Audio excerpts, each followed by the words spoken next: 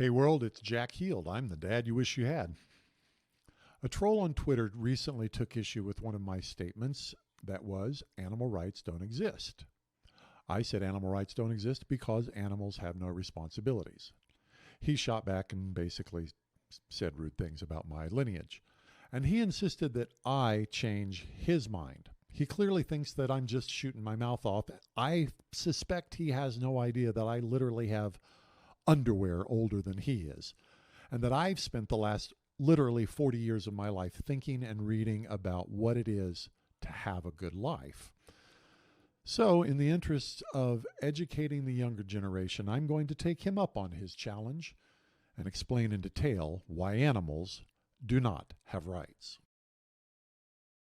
Rights go together with responsibilities. The idea that you can have a right without someone else simultaneously incurring a responsibility is insane. That isn't a thing. Let's start with an example. Let's say you claim to have a right to your own life. What does that mean? Well, at the very least, it means that no one else has the right to your life. Because if someone else had the right to your life, then that someone else could also compel your death. Now, if you claim a right to life, then that automatically means that everyone else lacks that right, and everyone else has the responsibility to act in such a way that it does not deprive you of your right to life, of your life. Or consider the right to free speech. If you have the right to say what you think, then that means everyone else has the responsibility to refrain from preventing you from exercising that right. Or perhaps you think you have the right to free health care. That means everyone else has the responsibility to refrain from preventing you from exercising your right to free health care. And this is where we stumble into the realm of negative versus positive rights. Two kinds of rights exist: positive rights and negative rights. What's the difference? A negative right obligates other people to not take action to prevent you from exercising your rights.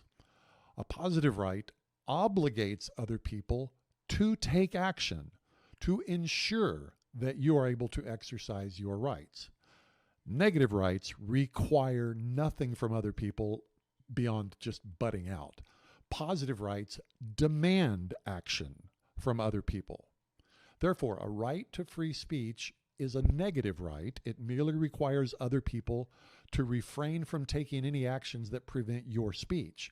The right to peaceable assembly, as enumerated in the U.S. Constitution, merely requires other people to do nothing that might prevent you from freely assembling with whoever you wish. The right to health care is a positive right. It requires that other people provide you health care at no cost. The right to free housing is a positive right. It requires other people to provide you housing at no cost. The right to a living wage is a positive right. It requires other people to give you a living wage, regardless of what you do or do not do. Negative rights make no demands on anyone else. Positive rights make demands on other people. The problem with positive rights is that they can, and often do, interfere with the exercise of negative rights. An example: let's assume that you assert you have a right to free health care. So you show up at an emergency room with a headache. Your positive rights, therefore, obligate the emergency room workers, doctors, nurses, technicians, orderlies, to act and to provide to you their time, their expertise, as well as the use of their equipment and their facilities at no charge to you. But suppose these people don't want to give you their time. What are you going to do? They don't want to do it. They want to do nothing. Maybe they want to be outside getting a tan. Now, suppose these people took out a loan to buy a house, and they need money to pay a mortgage, and they have a student loan because they went to school to get the medical education that enables them to give medical attention. They hope that they're going to be able to make a living, make money by trading their time and expertise for that money. However, since you assert a right to free health care, then they have a responsibility to give you free health care, to give you their time, their expertise, and not get anything back for it, because that's what free means.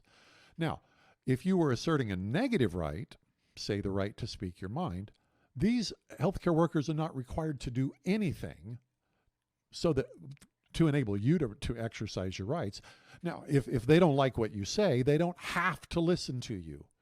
They can change the channel or not follow you on social media. They can walk out of the room. They can put earplugs in. They can just ignore you. But free healthcare obligates them to act on your behalf. That obligation is just another word for a responsibility. Now, I don't want to wish to belabor the point, but I hope that at this point it's obvious that every right carries with it an implied responsibility. Now, if a person has a right that is universal simply by virtue of being a person, then that person also has responsibilities simply by virtue of being a person.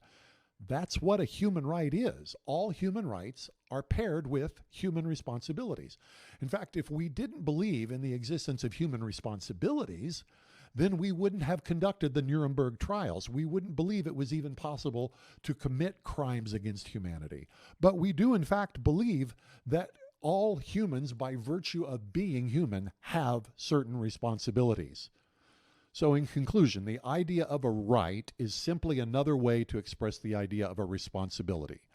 Rights do not, and in fact cannot exist apart from responsibilities. Rights don't exist in a vacuum.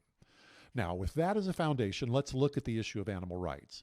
What rights exactly do you assert that an animal possesses? Do they have the right to their own life? Fair enough. So what responsibility then does that right to life for the animal imply? Well, if we were talking about people, we would say that the right to life implies a responsibility to other people not to deprive them of their life.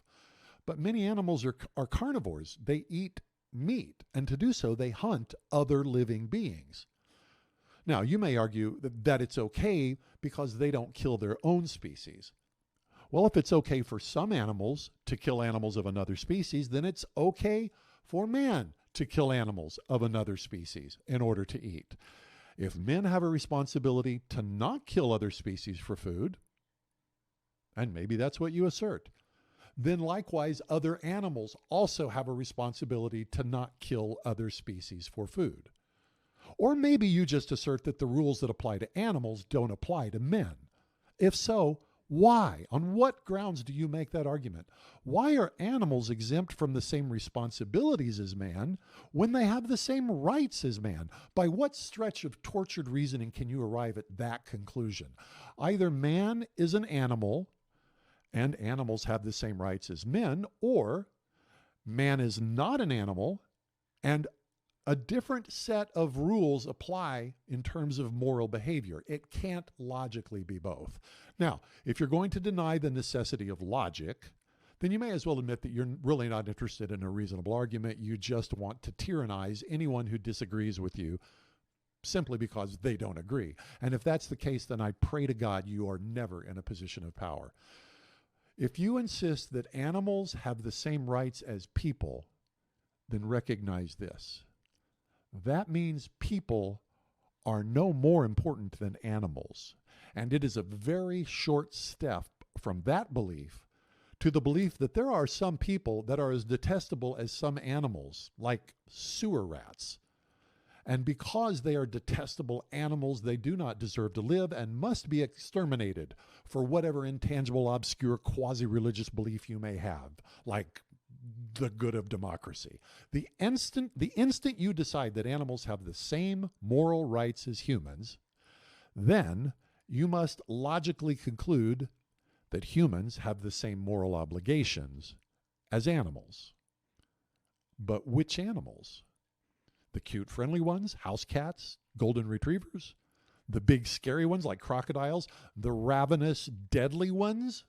Do men have the same moral obligations as scorpions or rattlesnakes or cockroaches or E. coli? These are all animals. Now, if you believe animals have rights like humans, then logic dictates that humans have the same responsibilities as animals. And from there, the gas chambers of Dachau are a very short step away for people who disagree with you. I'm Jack Heald. I'm the dad you wish you had.